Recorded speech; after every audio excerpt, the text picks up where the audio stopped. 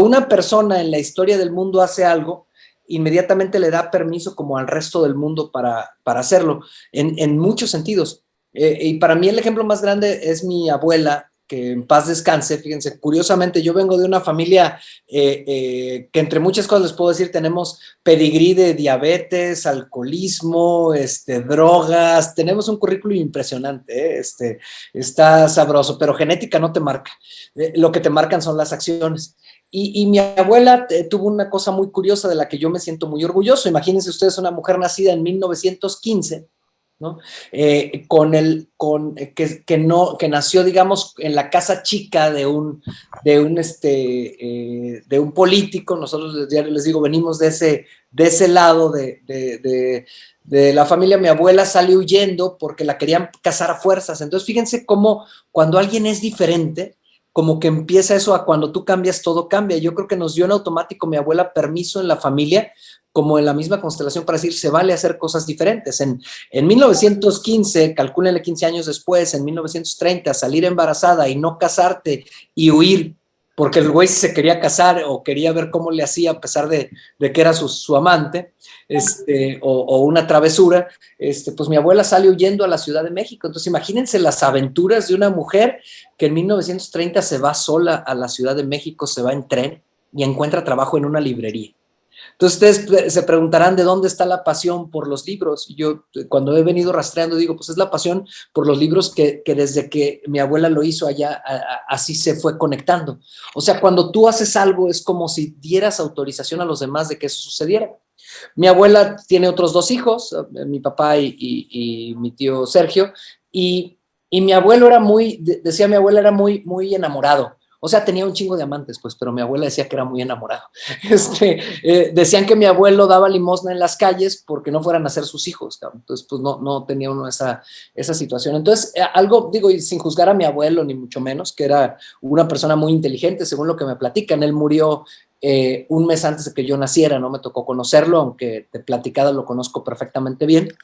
Le decían a mi abuela, ¿cómo es su esposo? ¿Es bueno, bueno? No. Malo, malo, tampoco. Entonces, ¿cómo? Loco, decía, loco. Estaba loco mi abuela. Y mi abuela, aunque él fuera loco y aunque lo quisiera, un día decidió mandarlo a volar. Entonces, ustedes dirán, ¿de qué estás hablando, Jorge? Pues estoy hablando de que una mujer que decidió no sentirse engañada, que decidió no sentirse violentada y que decidió mandar a volar a su pareja, calcúlenle en los años 70, empezando, pues era una mujer también revolucionaria. En ese sentido yo creo que ese fue un gran regalo, porque creo que a partir de ahí, como en mucha parte de nuestra familia ha sido, te puedes atrever a hacer algo diferente siempre y cuando sea para estar mejor y para sentirte más feliz, independientemente de lo que cada quien considere que fue la decisión de mi abuela. Que obviamente le había tocado vivir una cantidad de cosas espeluznantes. Imagínense, a los 8 años ya era huérfana de mamá. Su mamá se la llevó a vivir al Paso, Texas, se muere la mamá, se queda ella en un orfanato y cuando regresa se queda a vivir con unas tías y su papá la llevaba a todos los sábados, la sacaba a pasear. El papá le regalaba un libro cada sábado.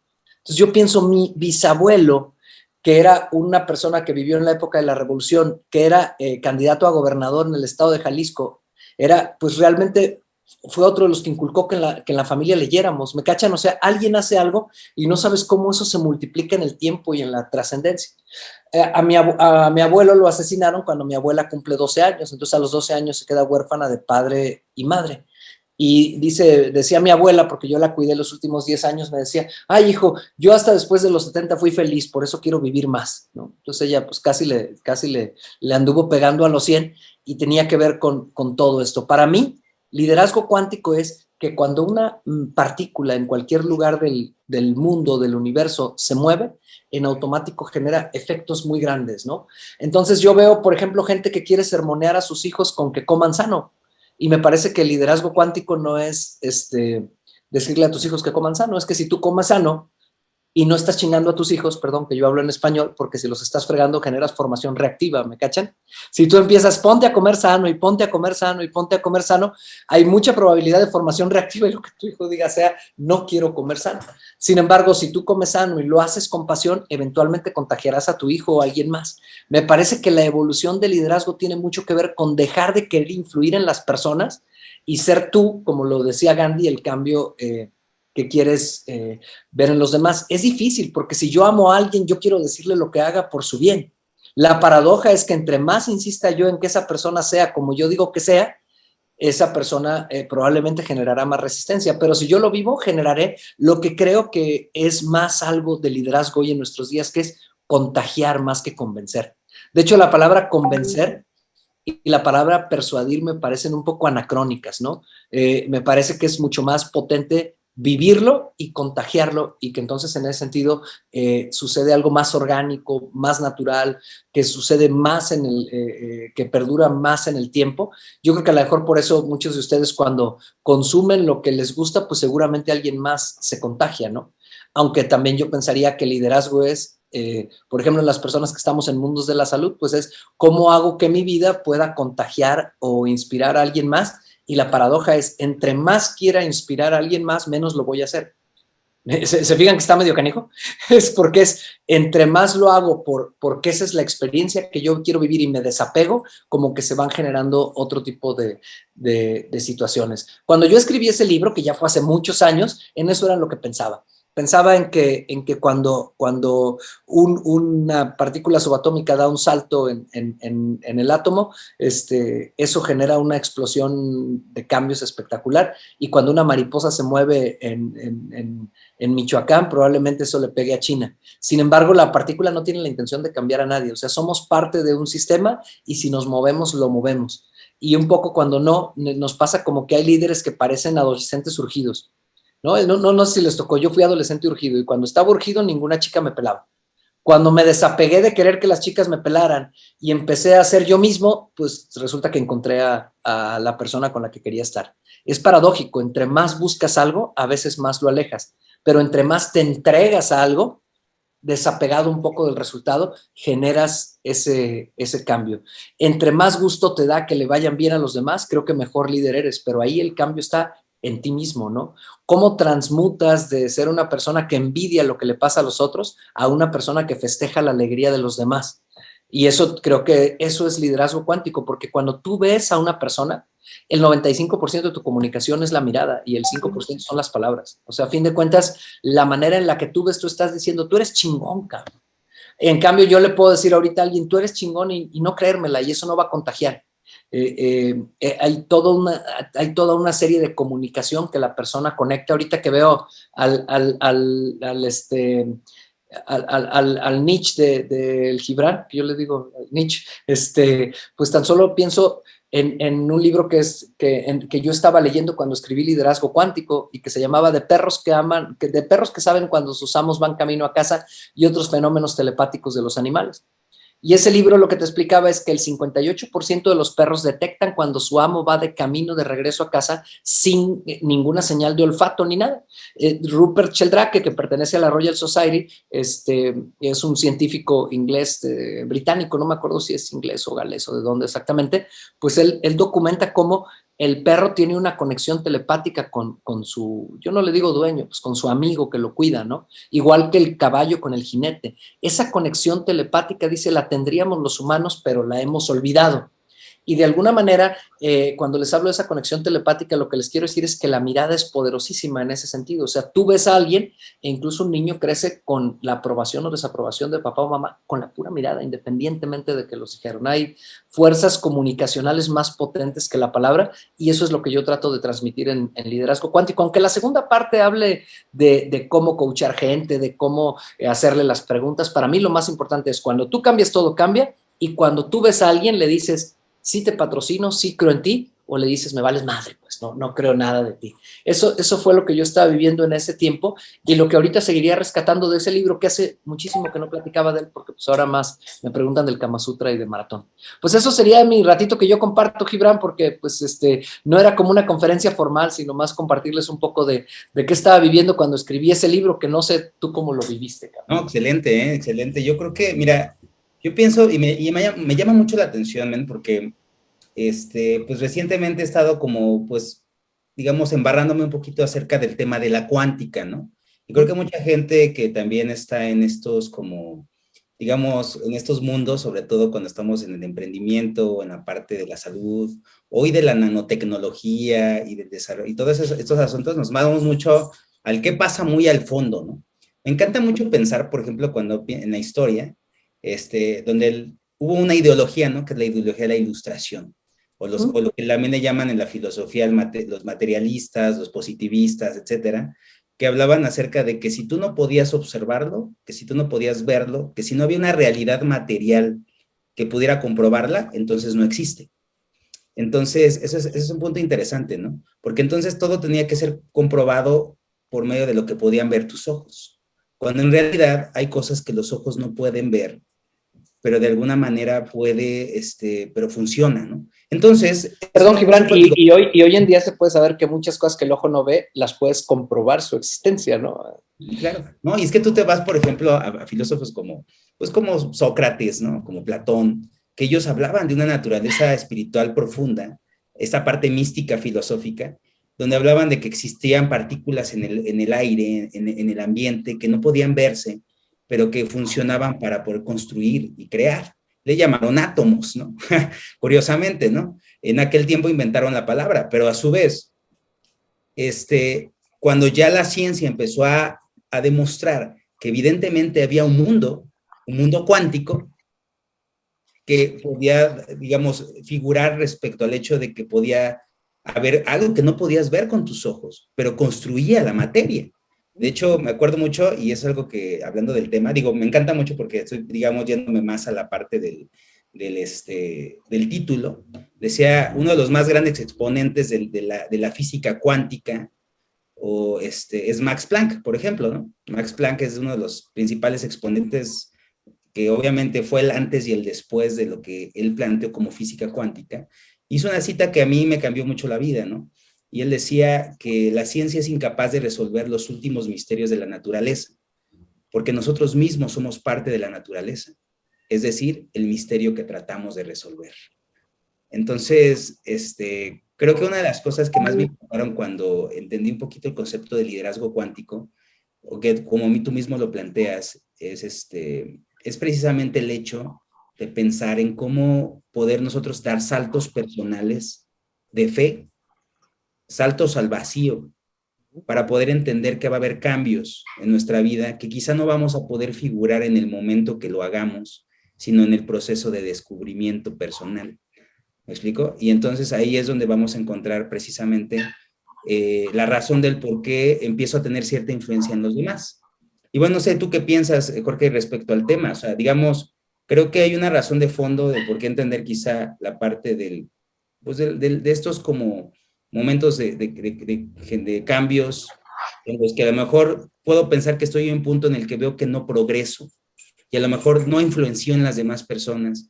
¿Y cuál es la razón a lo mejor dentro de lo cuántico, de mi liderazgo cuántico, que no está permitiendo que yo pueda a lo mejor reclutar más personas o a lo mejor ser alguien con quien pueda ser de influencia hacia los demás, o por qué mi red no crece, o por qué mis organizaciones no crecen, etcétera, ¿no? O sea, ¿en qué momento? Te lo quiero poner en términos de corredores. Bueno, quiero decir dos cosas en función de lo que estás diciendo. Uno, pues en todo esto que ahorita que estabas recordando a los iniciadores y que me recordaste también al Tao de la física, de Capra, etcétera, pues es que una de las cosas muy importantes es que el observador, o sea, que la realidad cuántica no tiene un patrón porque el observador, según lo que se esté preguntando, descubrían que había efectos diferentes.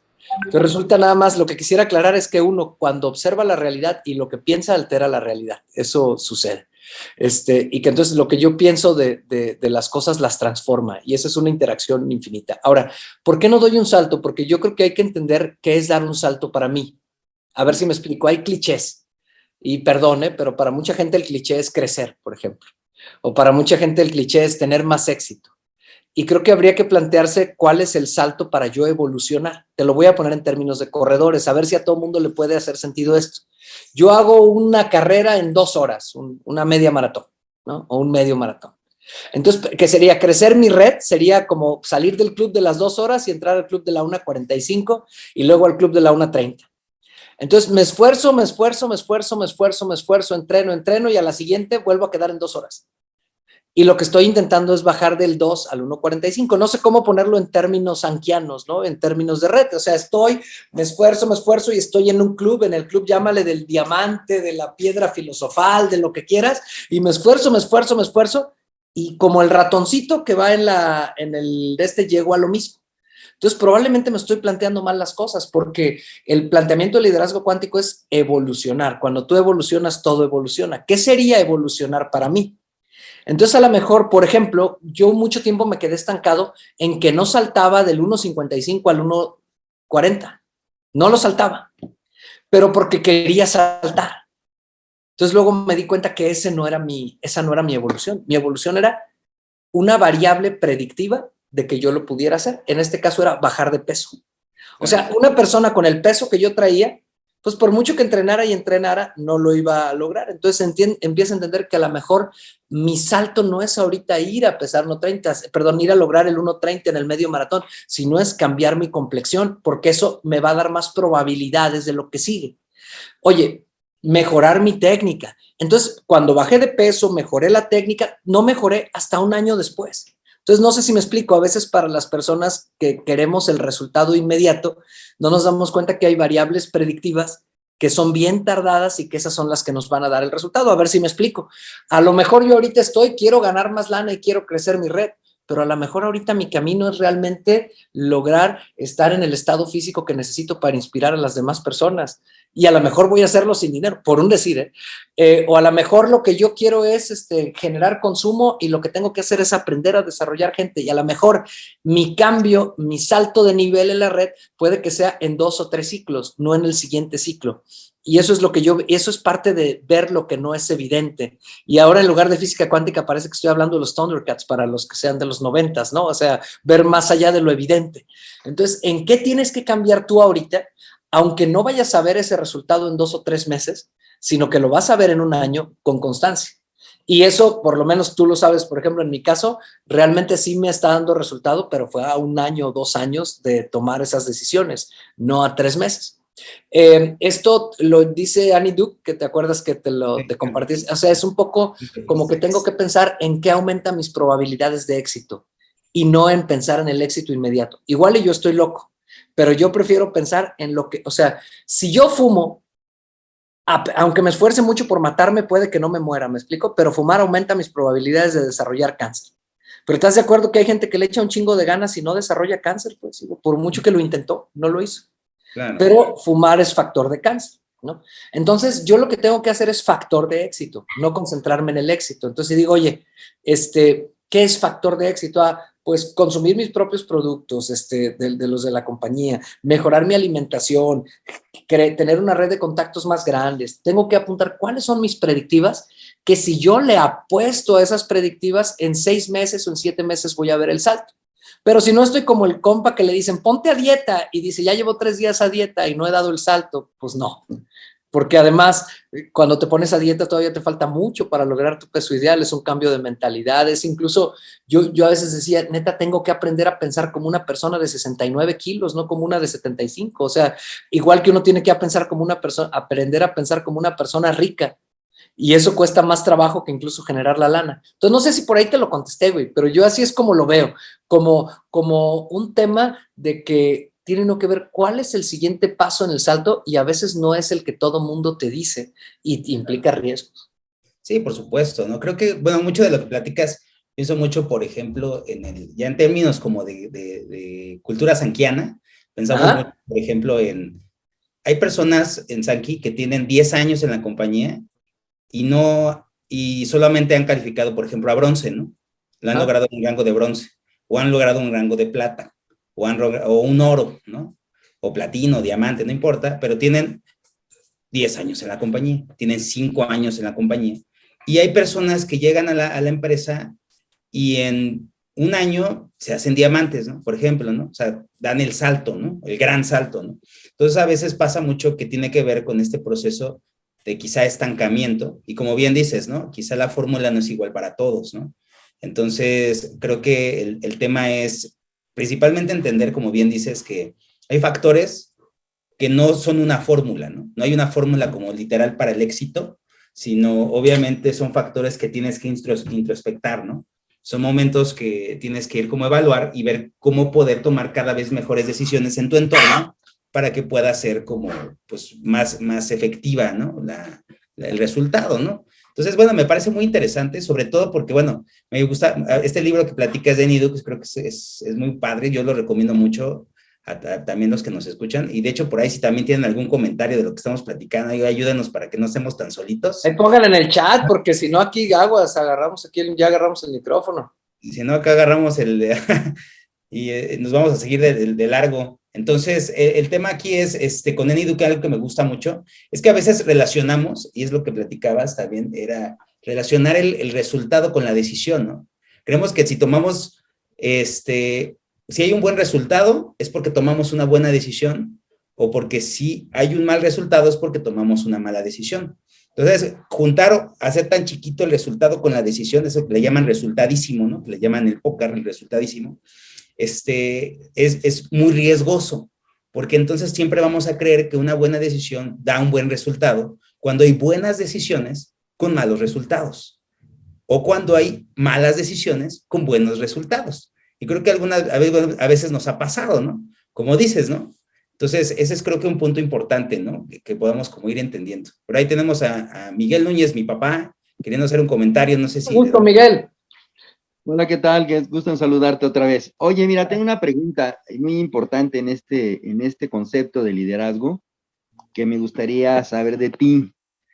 Tú escribiste Liderazgo Cuántico, es un proceso y hablas acerca de hasta ciertos personajes que creaste, pasando desde el loco hasta llegar al mago, ¿no? O sea, el guerrero, y todos estos personajes que creaste como una especie de metáfora o alegoría que fuiste construyendo para que la gente dijera, bueno, voy a pasar desde un loco atrevido que se avienta, pero también pues a través de que debe dejar de ser el sabelotodo, ¿no? Y empezar a atreverse y a meterse en la idea de que puede guerrear la batalla, pero en la búsqueda sobre todo de llegar a generar magia. Entonces, la magia que tú has generado, mi querido, ¿en dónde la ves manifestada a través de tu filosofía? Que pues la verdad me parece increíble, es un libro básico, y estaría de acuerdo conmigo Alfonso, que también compró el libro, ¿verdad, mi querido Alfonso? También lo tenemos ahí, mira, ahí lo ven, ahí lo vimos, ahí lo tiene, forma parte de nuestras bibliotecas, exacto. O sea, la verdad es que es un libro que ya lo tenemos como si fuera libro de texto de la primaria o de la secundaria, no sé, o de la vida, ¿no? Tu libro para nosotros representa un texto al que hay que referirse en ciertos momentos para de ahí referenciarse como una brújula. De hecho, hablas de la brújula ahí. Entonces, utilizas muchas terminologías muy interesantes que deben formar parte de un lenguaje de liderazgo. Entonces, mi pregunta para ti sería, ¿en qué momento tú te convertiste en ese mago y dejaste que esa magia fluyera en ti? Y después de ahí de evolucionar de liderazgo cuántico te fuiste a evolución MX o algo así, y seguiste desarrollando juegos, y esos juegos te hicieron un mago, no sé, mayor o un mago de otra faceta. Yo te veo a ti como mago, de hecho hasta tu barba, tu bigote, tu expresión habla de que eres un mago. Alfonso es un mago de los negocios, ahí Casabal, utiliza sus varillas para detectar oro en el poder de los productos, en el oro nanotecnológico, en el poder de la energía, etcétera. No hay muchas cosas en esto, pero ahora vuelvo a la pregunta contigo. ¿Qué hay de ti en ese sentido? Platícame y me gustaría saber, basado en esa filosofía de liderazgo cuántico. Pues es que esa si magia. lo ves, si piensas tú en la brújula de liderazgo cuántico, yo ahorita en más que magia pensaría en que tú tienes experiencias, ¿no? Que así es como empieza a detonarse todo, ¿no? Sí. No hay experiencias buenas ni malas, esas experiencias son oportunidades de aprender si estás abierto a aprender. Ujú. A partir de ese aprendizaje de crear, y una vez que a partir de ese aprendizaje creas, como que rompes ese círculo y entras en otra dimensión. Y creo que cada quien va a diferentes dimensiones, o sea, alguien a lo mejor entra de una dimensión de pobreza a una de riqueza. Yo te quisiera decir a mí, Miguel, ¿qué me pasó con el libro después de? Ujú. Yo escribí Liderazgo Cuántico, me divertí mucho porque me gustan los personajes, los arquetipos, Ujú. etcétera. Y luego entré en un camino de vida en el que yo realmente lo que decidí es, dije, ¿cómo es que logro tener una vida que me guste mucho? Que pueda estar evolucionando, y me di cuenta que lo que más me apasiona en la vida es inventar cosas nuevas.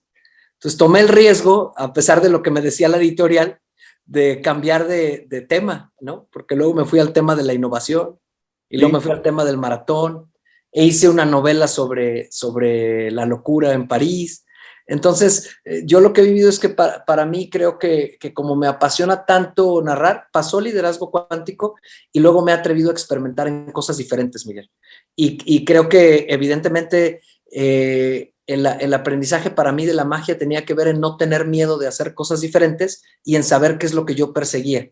Y si me preguntas qué es lo que yo persigo, la posibilidad de aprender y de crear cosas nuevas, más que ninguna otra cosa. Creo yo que lo que también me sucede con eso, pues es que hay gente que se contagia, ¿no? Ese quizás sea mi liderazgo. No pretendo yo contagiar a nadie porque no trabajo en una industria, en un negocio en el que yo tenga que estar contagiando gente, pero de pronto sucede que con lo que hago, pues se me acerca gente que está escribiendo un libro, se me acerca gente que está haciendo una empresa, y de alguna manera creo que les contagio esas ganas de no vivir en la rutina. Pero ese es mi arquetipo, Miguel, ¿me explico? No significa que ese sea el camino para todos. Hay gente que evoluciona a través de estar en una sola cosa durante 20 o 30 años y de esa manera hacen magia. Pero para mí la magia es reinventarse. Entonces, creo que, por ejemplo, después del liderazgo cuántico, yo siento que llevo como 2 reinvenciones. Al grado que un día me preguntaron que a qué me dedicaba y no supe contestar, como en el 2015. ¿Qué puta, qué me dedico? Liderazgo, creatividad, temas de narrativa. Y entonces fue una tarde que estaba con mi socio Fer y le dije, ya sé a qué me dedico, cabrón. Puta, dice, hasta que te das cuenta, ¿a qué te dedicas? A la reinvención. Entonces encontrar a qué me dedicaba fue una cosa en la que, pasando por liderazgo cuántico, fui descubriéndola. Yo no puedo ser ejemplo de una serie de cosas, pero de la que puedo ser ejemplo es de reinventarme a mí. Si puedo ser ejemplo de reinventarme a mí, entonces puedo ayudar a otras personas y empresas a reinventarse. Y a partir de ahí encontré incluso mi propósito de vida, que es ayudar a las personas a reinventarse. ¿En qué? Pues en lo que cada quien necesita. Yo creo que esa es la magia que logro tener yo, y también las limitantes que logro tener, pues es que no soy estructurado para otra serie de cuestiones. Pero para decirle a la gente algo que le mueve y que le reinventa y que le ayudamos a construir cosas distintas, pues resultó ese ser mi, ¿cómo se dice? Lo mío, lo mío, lo mío, lo mío. Por ahí va, Miguel, en eso lo he sentido. Fíjate que una satisfacción también muy grande, pues ha sido ver cómo el camino que he seguido. Yo he sentido ahora a mi hija que vive en Canadá, que se ha contagiado de eso, que la becaron. Dije, bueno, de alguna manera lo que ella ha visto en su casa le ha permitido soñar con cosas diferentes, ¿no? Entonces, mi hija a los 15 años ya se fue a Rusia, ya se fue a Canadá, ya tuvo todo ese apoyo aquí, una serie de locuras, y dije, bueno, pues a lo mejor un poco echando a perder se aprende, pero no me fue tan mal hasta ahorita. Y creo que ahí también hay cierta magia. Otra cosa que, fíjate que a mí era de lo que más me quedó a mí de esa magia del liderazgo cuántico, es que desde ese libro todo mi pensamiento ha sido que me da alegría que le vaya bien a los demás. Y eso es, para mí, es como una de las cosas más padres que puede haber en liderazgo, celebrar el logro del otro. Eso es Excelente. algo que... Y una pregunta más. ¿Tú Sí. utilizas el juego como herramienta lúdica, como herramienta, dices que trabajas la gamificación, los juegos? Yo me acuerdo cuando estuve en Sankey, cuando tú fuiste invitado por una de las gerentes de capacitación y que le diste ahí herramientas. Actualmente ya no trabaja en Sankey, pero me acuerdo cuando hiciste muchos juegos. Actualmente sé que tú estás desarrollando juegos. ¿Cómo es que el juego para ti representa una herramienta poderosa para ayudar a las personas a inspirarlas? Tendría que un día le hacemos con Gibran y te traemos un juego porque te lo voy a explicar teóricamente, pero creo que es mejor vivirlo. Mira, yo hoy veo que mucha gente se queja de los adolescentes, ¿no? No se comprometen a nada. Pero yo veo a un adolescente en la consola de videojuegos bien comprometido. Claro. ¿Qué hace la consola de videojuegos que lo compromete, no? Entonces, el juego, que es milenario el juego, digo, basta con pensar en el ajedrez y en el juego de pelota, y, o sea, el juego lo que genera es engagement, es compromiso. Entonces, cuando tú creas un juego que tiene reglas, que tiene niveles, en el que la gente compite, hace que la gente se apasione con el aprendizaje. Yo empecé esto en una empresa de un grupo inmobiliario e hicimos un juego en el que la gente aprendía 10 veces más rápido a vender una casa que cuando se lo explicaban en teoría.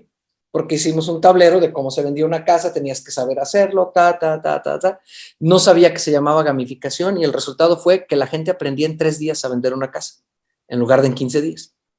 Entonces, bueno, ese fue mi primer caso de éxito en tema de juegos, que eso me hace ver la naturaleza humana. Es mejor cómo nos enseñaban en el kinder, cabrón, que cómo nos enseñan de adultos. El propio Picasso decía, a los 12 años pintaba como los grandes del Renacimiento y me tardé toda una vida en volver a pintar como niño. O sea, ¿cómo despiertas en las personas el interés de un niño? El juego es un camino maravilloso.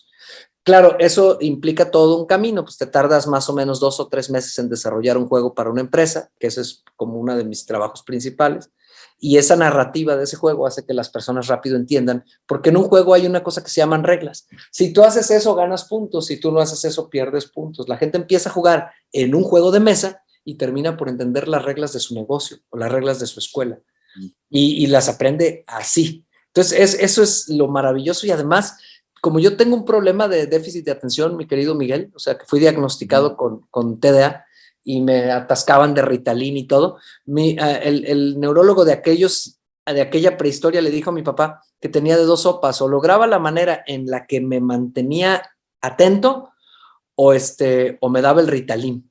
Y pues mis papás hicieron el esfuerzo por no medicarme, de hecho no me volvieron a medicar, lo que sí es que me enseñaron que los juegos, de hecho eran muchísimos juegos que tenía yo desde los 8 o 9 años, que si no, no me aguantaban, pues me permitían aprender. Entonces, si a una persona como a mí le han enseñado los juegos, pues a cualquier persona lo pueden enseñar, ¿no? Entonces es un poco como tomé yo todo ese camino que hoy en día pues es el 50% de mi vida, pues es la mitad de mi trabajo es hacer juegos. Bueno, un día me invitas y hacemos uno, Gibran. Bueno, de hecho, hay algo que no saben, pero luego les decimos, ¿no? Exactamente. Porque de hecho, bueno, yo quiero pensar y bueno, ya que lo comentas, Ben, porque digo, creo que es parte de la premisa del 2022, es que yo me imagino, y yo quiero que ustedes que están aquí conmigo se imaginen, un juego para como una presentación de negocio. O sea, ¿cómo puedes aprender mejor una presentación de negocio que jugando? ¿No? Que es bien como lo comentas, ¿no? Entonces, ¿cómo podemos interesar a una persona para que pueda conocer el proyecto de Sankey? Jugando. Y entonces, creo que es la parte emocionante de lo que estamos como cocinando, como para un 2022, y que de alguna forma podamos hacerlo no solamente en físico, que también lo podamos hacer en digital, porque sabemos que pandemia nos abrió ese mundo, y creo que es una gran oportunidad que vamos a tener para 2022, y bueno, esperen noticias pronto, yo creo que lo dejamos en previo, o no sé si quieres comentar algo, George, pero... Bueno, pues nada más, yo creo que lo que podríamos comentar es que ya nos hemos estado juntando a hacer el concepto del juego. Obviamente es algo que lo hemos hecho poquito a poquito. A mí me hace falta conocer mucho más de Sankey para poder acompañarte en ese camino, Gibran, pero somos amigos del alma. Le dije, vamos, claro que sí, vamos haciendo algo locochón al respecto. Y creo que pues probablemente vaya a ser, y tu equipo, Gibran, el primero que tiene una gamificación seria, no en Sankey, sino en toda la industria, que está funcionando muy bien, que se hace muy bien en digital y que realmente ya que lo vives, ya no quieres dar pláticas de 15 minutos porque sientes que son aburridas. Yo eso siento.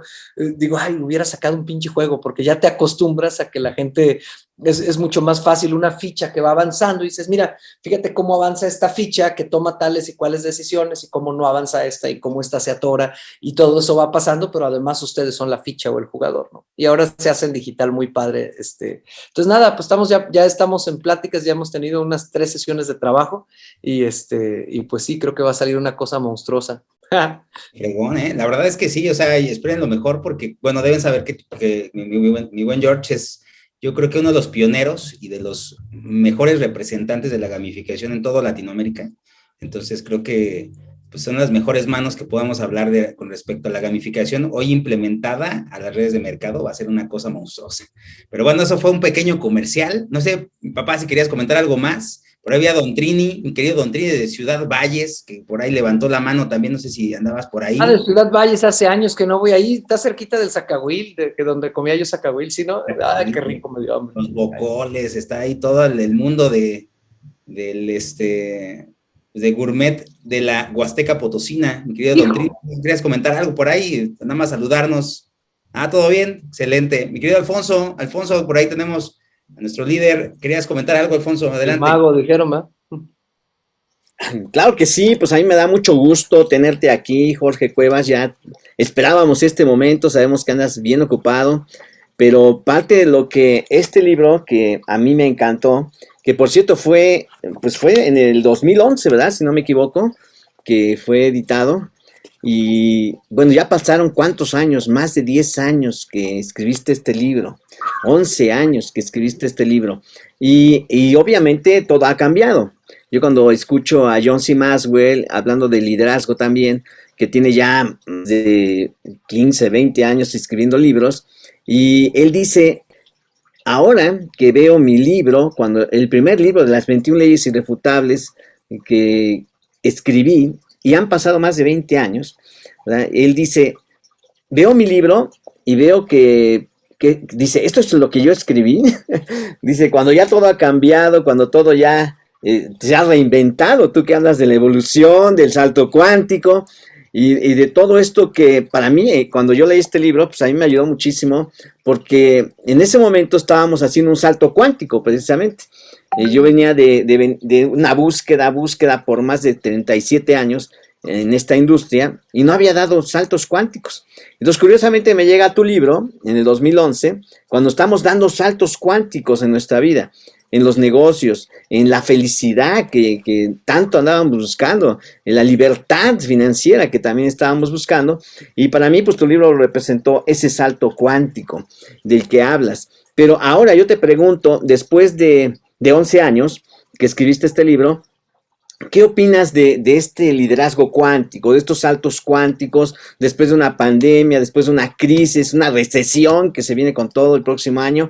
¿Y qué podrías decirnos a todos de esos saltos cuánticos, de ese liderazgo que hoy necesitamos todos? Bueno, pues lo que te podría decir, una cosa que pasa es que después de 11 años, incluso a veces ya no me acuerdo qué dice. Y me pasa que, o sea, me acuerdo de 2 o 3 detalles, pero realmente yo escribo un libro y no lo vuelvo a leer. Es algo, aunque ese concepto siga estando en mi corazón, la parte esencial, pero lo demás se va moviendo. Entonces creo que vivimos una época, ahora te lo voy a poner en cómo lo veo para esta época, vivimos una época para ser no solo capaz de dar saltos, sino para ser sumamente antifrágiles, ¿no? Tú que te gustan los negocios, te debe gustar Taleb Nassim, y es un tema de una flexibilidad mental espectacular que se requiere de ser un atleta, de no... Sí, oye, antes teníamos los eventos presenciales, ahora son online, pues la pregunta no es cómo nos adaptamos, sino la pregunta es cómo le hacemos para que los eventos online sean mejores que los presenciales, ¿no? Oye, si las cosas están cambiando y se viene una recesión, ¿de qué me podría a mí servir esa recesión o cómo yo puedo aprender en eso o a quién yo puedo ayudar? Si nos vamos a ciertos principios, pues una de las cosas que a mí me gusta mucho es la ingeniería de valor. Pues en ingeniería de valor, a fin de cuentas, lo que siempre tienes que pensar es cómo sigo siendo útil a esta nueva realidad. Y yo me centraría incluso a veces más que en los negocios, yo me centro en cómo lo que yo hago o lo que hacen mis empresas o donde yo estoy, le sigue siendo útil a las personas en una época en la que está temblando. Literal, así lo podríamos decir, como de 9.5, ¿no? Permanentemente. Entonces, ¿qué dicen así? Cuando está temblando, ¿qué hace un edificio? Tiene que estar construido de tal manera que se mueva. ¿no? Entonces, porque si está rígido se truena. La mente de una persona también. Si está temblando en el mundo, la mente de la persona tiene que ser lo suficientemente flexible porque si no se truena. También el negocio de una persona, la diversificación se vuelve mucho más importante ahora, porque antes decías no tengas los huevos en una sola canasta, ahora mucho más, porque la diversificación se beneficia en el caos. Entonces, me parece que una mentalidad flexible, no ser especialista en una sola cosa, sino en 2 o 3, y divertirte con el cambio, mi estimado. Creo que eso es clave, porque creo que ahora sí podemos dividir a la gente en 2. La que sufre el cambio y la que está apasionada de ver qué está pasando. Oye, pero igual lo que está pasando es terrible, claro, pero tú lo puedes ver con unos ojos de curiosidad, de soy testigo de 50,000 años de historia en un año, o puedes vivir en esa preocupación. ¿Cómo aprendo a manejar el estrés? Pues es totalmente clave, ¿no? Cómo el tratamiento de mi calidad de vida, de todo lo que hago, porque a fin de cuentas todas las enfermedades empiezan por el estrés también. Entonces puedo cuidar mi alimentación en lo que quiera, puedo tener la economía que quiera, puedo tener la independencia financiera que quiera, pero si no logro ser dueño de mi mente y que mi mente se mantenga relajada en medio de este desmadre, pues ¿para qué quiero el dinero y para qué quiero el éxito y para qué quiero todo? Es una época de mentes flexibles. Diría yo que el coeficiente de flexibilidad mental, hay que inventarlo, sería uno de los elementos más claves. Igual que lo que nos dicen las CINE es que hoy en una compañía el coeficiente de adaptabilidad y de flexibilidad es lo que hace que la compañía pueda adaptarse, no importa el tamaño de la misma. Muchas compañías son muy grandes y muy troncas y pues están tronando. En cambio, la ventaja la tiene quien, bueno, pues esto cómo me adapto, cómo lo hago de diferente manera y sin sufrir. Porque creo que esto está en la clave, ¿me explico? Porque hay gente que incluso te parece que es el apocalipsis, ¿no? Es que se va a morir tanta gente y va a pasar esto. Pues claro, todo está pasando y lo veo con dolor y lo veo con empatía, pero eso no me hace que yo me paralice. Eso me hace que me sienta afortunado de tener la oportunidad de ver algo que nadie pudo ver. Hemos visto más de 5,000 años de innovación en 5 años. Es más o menos como lo plantean. Entonces está cabrón. O sea, yo no estaba preparado para eso. Entonces, pues respírale, papá, y flexible, ponte curioso. Fíjate, antes nos decían, esta es una cosa clave, el poder está en la información. Yo les digo, no manchen, la información está aquí. Ahora el poder está en curar la información. O sea, ¿en qué de toda esa información tomo? Ya el poder no, pues información. Era el poder cuando no había Google, cabrón. Pero pues ahora el poder está en cómo curo la información, cómo la interpreto y cómo tomo decisiones con esa información. Entonces, hay veces que yo veo a gente, me acuerdo cuando empezaba la pandemia y todos en 15 webinars al día y a ver qué aprendían y a qué pinche hora te paraste y tomaste decisiones y planteaste un panorama general. Y eso es lo que hay que enseñarle hoy en día a las personas, porque el poder está en la claridad. ¿Cachamos la diferencia? El poder no está en la información, el poder está en la capacidad de tener claridad y después de esa claridad que nadie puede tener, apostar. Porque ahora por eso me encanta Niduk que dijo hace rato Gibran. O sea, tú antes decías, estas son las buenas decisiones para el 1990, ¿no? Ahora no sabes cuáles son las buenas decisiones. Ahora estas son las apuestas que tienen más probabilidad de ser exitoso. Debe cambiar nuestro lenguaje. Porque si tú dices, esta es la decisión correcta, estás hablando ochentero. Si tú dices, esta es mi apuesta que tiene una alta probabilidad de funcionar, entonces estás hablando como en nuestros tiempos. Y tengo 3 apuestas y si no me va bien esta apuesta, le haré así y tengo la otra y voy acá. Porque hoy en día, en un mundo tan inestable, pues se parece mucho al póker, ¿no? Entonces, ¿qué es lo que hay que hacer? Apostar, pero apostar no es cuestión de azar. Apostar es cuestión de aprender a decidir. Entonces, no sé si más o menos con eso te pudiera dar ese envolvimiento en que a 11 años de liderazgo cuántico te diría que la diferencia es que hoy está temblando y que en ese temblor entonces hay quien logra ser feliz en medio del temblor y hay quien quisiera esperar a que deje de temblar, pero les tengo una mala noticia, no va a dejar de temblar. Entonces, es como cuando a alguien le da vértigo, pues tienes que aprender a hacer tierra y si todo se está moviendo, sonreír, ¿no? Con todo y eso. Creo que por allá viene esa parte y creo que el liderazgo, por eso más todavía en una época en que las enfermedades mentales están tan de moda, el lograr tener conciencia, salud, etcétera, pues es el mejor liderazgo que puedes tener, el poder acompañar a otros a salir de la enfermedad en la que estamos, porque tal velocidad, lo predijo Alan Watts, va a ser la era de la ansiedad. Lo dijo 30 años antes, cara. Viene la era de la ansiedad. Pues en la era de la ansiedad, ¿cuál es el mejor producto que podemos tener? Pues la tranquilidad, la capacidad de enfoque, etcétera. Yo creo que ustedes en sus redes, si ustedes brindan a la gente, más allá de un producto que es fantástico, porque ahora yo lo estoy consumiendo, no me había tocado tan así, si ustedes le dan a la gente claridad, ya chingaron, porque la gente lo que vamos a estar buscando es claridad en este caos. Entonces ahí tenemos una gran oportunidad. Si le dan confianza y certidumbre, wow, pues nadie tiene confianza y certidumbre. Creo que ahí están las oportunidades, independientemente del tamaño del guamazo que venga, porque pues de guamazos, no se preocupen, que no el COVID, muchos bichos mutan permanentemente y lo harán. Y pues sí, a lo mejor alguien te dice, es que esto es horrible y tiene razón. Pero yo también te digo que esto es hermoso y también tengo razón. Todo depende de dónde lo quieras ver. Así es, mi querido Jorge. Y bueno, pues imagínate que estamos ya en la era precisamente de donde todo está cambiando y creo que todo lo que nos has comentado pues nos ayuda a poder reinventarnos. O sea, no hay que inventar nada, ya todo está inventado. No hay que crear nada, ya todo está creado, hay que recrearlo, hay que reinventarlo. Y Japón es un referéndum de todo lo que acabas de decir, porque pues en Japón todo el tiempo tiembla, es el país que más temblores tiene, terremotos, tsunamis y hasta bombas atómicas les ha caído. Entonces para ellos una bomba de este tipo pues es una gran oportunidad. Para ellos esa flexibilidad que tienen, como el bambú japonés, que por cierto tiene esa misma filosofía, de que tiene esa flexibilidad y por eso tiene tanta resistencia a cualquier tormenta, a cualquier huracán, es exactamente lo que tenemos que tener nosotros, esa flexibilidad. Imagínense todos, cuando yo nací estaba temblando. No sé si porque nací, pero yo siempre he recordado temblores, he recordado crisis, toda la vida. O sea, y eso como tú lo dices acertadamente, pues no va a cambiar. Los que tenemos que cambiar con una claridad, porque la claridad es poder, exactamente como tú lo has dicho, viene también del poder de la imaginación y del decreto, que a mí me encanta mucho en tu libro, de cómo hacer decretos. Y cuando tú decretas, estás pronosticando lo que puede venir, como aquellos jóvenes que tenían una sequía allá en Estados Unidos y que pusieron un cartel que decía Dink in Rain. Dink in Rain. Entonces todo el mundo empezó a ver ese cartel, todo el mundo hicieron campañas, incluso fueron con las autoridades y vieron que todo el mundo vio ese letrero cuando ellos iban en carretera y entonces pues llovió y estaba ya un aguacerazo tremendo después de una tremenda sequía. O sea, todo está en la mente y por eso el poder cuántico también está ahí.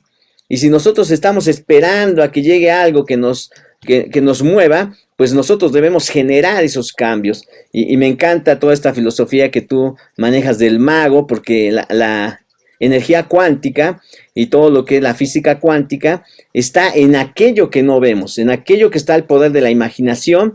Cuando tú le das claridad a esa imaginación, es cuando surgen los grandes inventores, cuando surgen los grandes líderes, que se están imaginando lo que viene ahí adelante. Están viendo el camino, están viendo el futuro. Como todos esos empresarios como Elon Musk, que pues ha visto el futuro de una forma fantástica, y ahora tenemos el beneficio a la humanidad. Y ahí es donde surgen los grandes para qué, los grandes sueños de lo que se puede hacer. Ahora que conozcas Sankey, te vas a dar cuenta cómo Sankey impacta a donde nadie se había imaginado llegar. Y que ahora todo es claro. Y ahora todos podemos llegar al centro de la energía de las mitocondrias y regenerar las mitocondrias. Eso no era posible. Pues ahora es posible. Eliminar una enfermedad como es la diabetes no era posible, ahora es posible. La ansiedad, la depresión, pues ahora el que diga estoy en la depre, pues te vamos a quitar de estar ahí. Porque esta tecnología te cambia, más lo que ahora tú nos has comentado, todo suma. Pero tenemos que trabajar desde el origen, de donde viene ese problema. Que es igual que atacar el origen de un terremoto, ¿verdad? Y que eso no lo podemos prevenir fácilmente, pero sí podemos anticiparnos construyendo edificios que estén preparados para eso. Y nuestra mente es lo que tenemos que construir. Y en una forma cuántica podemos hacerlo también. Y nuestra mente es como el universo porque estamos siendo parte de él. Se está expandiendo el universo y nosotros estamos en una expansión también. En los negocios, tú lo has dicho de una forma maravillosa, tenemos que hacerlo de forma que sea algo que nos haga felices. No podemos estar en un negocio donde no estemos felices y donde no estemos aprendiendo. Entonces, algo que hemos aprendido aquí en esta maravillosa compañía, pues es que aprendemos, nos divertimos, somos felices, somos libres y podemos servir a la humanidad como pocas veces se ha hecho en la historia. Y estamos haciendo cambios trascendentales en la historia, que finalmente es algo de lo que nosotros tenemos que vivir, la trascendencia de lo que estamos haciendo, el servicio que damos a la humanidad. Y cuando todo tiene un sentido, es cuando entendemos qué es lo que el universo quiere que yo haga. Es cuando entendemos que hay que dar un salto cuántico si ya pasaron 5 años o 10 y yo sigo igual. Si no, pues todo va a ser de la misma forma y no va a haber un progreso, no va a haber una evolución. Y todo está basado en la mente brillante que todos tenemos. Y si le alimentamos y le damos el poder para regenerar esas neuronas que hace esa tecnología maravillosa, pues imagínense lo que va a pasar más adelante con los líderes del futuro, que ahí están en nuestra familia, los jóvenes. Hoy estuvimos con una joven que es impresionante y muchos de los jóvenes tienen que despertar ese talento del cual hablas aquí en el libro. Es el despertador de lo que nosotros somos capaces de hacer y que muchos se entierran todo ese talento y nunca desarrollan.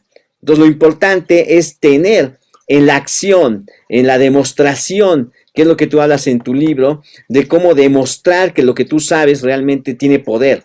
Y es cuando uno despierta, cuando uno se da cuenta de los grandes talentos de superhéroes que tenemos. Y son héroes reales que tenemos en esta organización. Y que cada uno ha puesto su granito cuántico de arena. Y si sumamos todo eso, que no se ve, haremos una historia espectacular. Así que mi querido Jorge Cuevas, bienvenido al equipo, Rino Embajador, bienvenido, ese talento maravilloso que tú tienes y sobre todo esa cara de niño que tienes que nos contagia de felicidad, ¿verdad? Porque sabemos que parte de eso es ese juego. A mí me encanta el juego. De hecho, yo estudié una carrera que se llama recreación y a mí me encanta poder disfrutar cada momento. El tiempo es valioso y no lo podemos perder. Hay que aprovecharlo y hay que ser felices y este año que viene con toda la alegría, con toda la felicidad. Hay que hacer las cosas y hay que hacer de todo una felicidad. Gracias. No, pues gracias, Alfonso. Pues nada más comentar, creo que algo de lo que mencionas, Alfonso, Jorge, y que me encantó es, y digo, quizá nada más como para ya entrar en el cierre, antes de que algún otro perro se me vaya encima, pero es básicamente entender que la historia de la humanidad siempre ha planteado pues se plantea a algunos historiadores por revoluciones, ¿no? Entonces, desde la revolución cognitiva que dicen que duró unos cuantos millones de años, en cuando el hombre empezó a construir pues su cerebro que permitió poder verse a sí mismo, poder construir ideas, poder construir ciudades, etcétera, al punto de una revolución que le llaman la revolución eterna, donde los cambios son tan rápidos que muchas veces ni siquiera nos damos cuenta que existen, ¿no? Y es básicamente cuando nos platicabas la parte de los edificios, ¿no? Hoy estamos viviendo una época donde el cambio es tan rápido que no nos damos cuenta que ya cambió algo, que algo está transformándose, ¿no? Entonces, decía precisamente Niduk, y de hecho fui a agarrar el libro porque se los presento, es un libro que me recomendaste y me ha cambiado la vida, se llama Decide y Apuesta. Yo creo que lo he regalado fácil a unas 5 o 6 personas. Es un libro que me gustó mucho y que, de hecho, lo comentamos en algún momento. Y es básicamente lo que dice Niduk, es aprender a abrazar la incertidumbre. No podemos vivir en un lugar de seguridad porque los cambios son tan rápidos que no hay manera de estar seguro.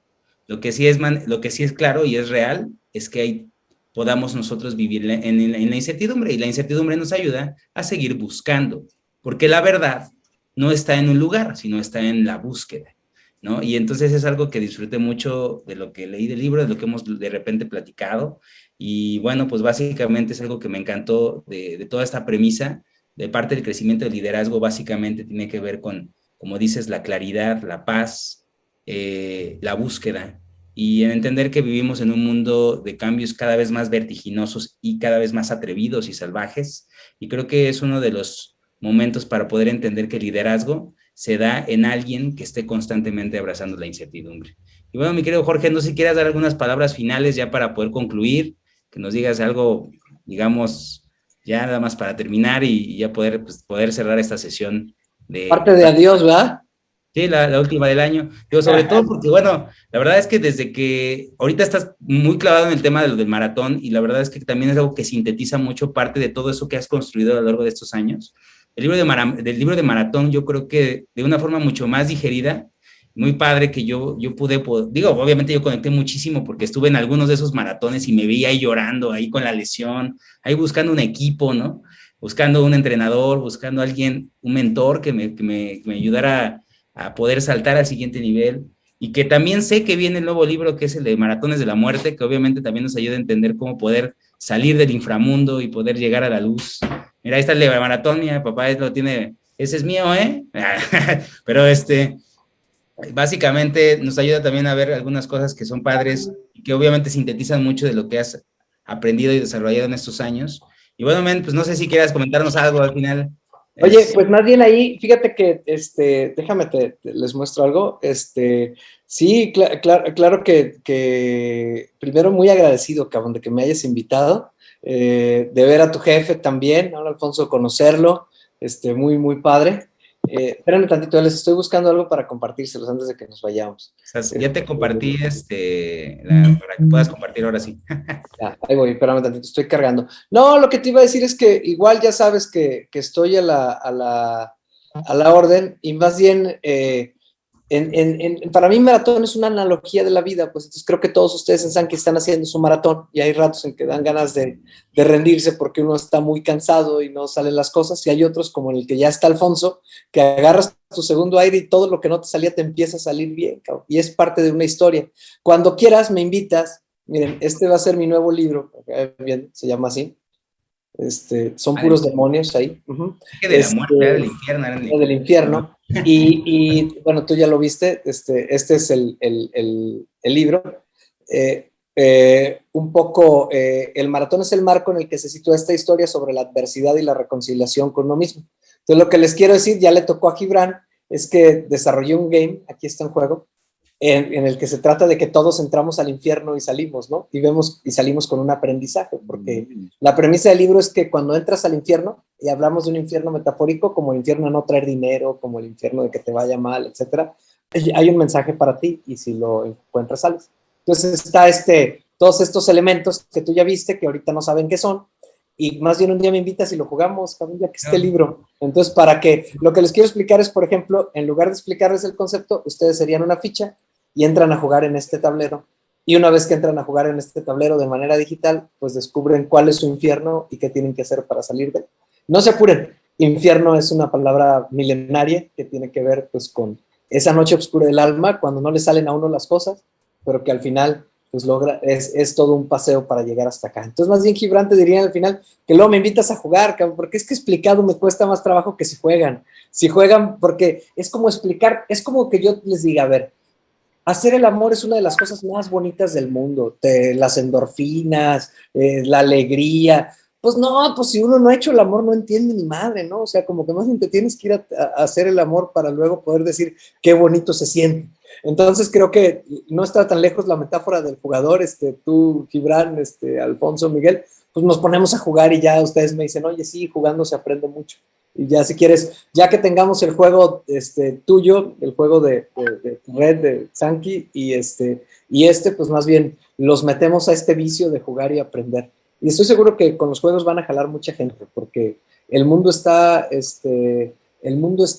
en espera de que le mostremos conocimiento de formas diferentes a estar escuchando hablar a una persona. Por eso ya no hablo. Bye. Ya. Excelente, Jorge. Pues no, padrísimo. Y la verdad es que, pues sí, yo creo que todos estaríamos muy emocionados de poder pues, jugar el game. Yo ya lo jugué y me fascinó. La verdad es que, pues, fue hace apenas unos días y no manches que debe. Bueno, entre ese y el que jugamos del trabajo en equipo, también fue una cosa maravillosa. Y por eso puedo testificar que aprender por medio de juegos es muy diferente a escuchar a alguien hablar y mientras estoy en WhatsApp mandando mensajes o jugando Candy Crush, escucho al vato que está hablando, no, porque el juego me compromete, ¿no? El juego me mantiene en atención y me ayuda a pensar. Y la verdad es que es un mundo de diferencia. Y yo creo que esa es la parte donde en estos cambios, en este entendimiento de esta transformación del mundo, pues tenemos que regresar a lo que siempre hemos sabido hacer porque lo hemos hecho de forma instintiva y es jugar. Y entonces a veces nos concentramos tanto en hacer nuestro negocio de Sankey de manera seria y de manera como tradicional que olvidamos que también estamos jugando, ¿no? Y este juego es pasión, es diversión, es entrega, ¿no? Y creo que vienen cosas muy padres, muy bonitas para el próximo año.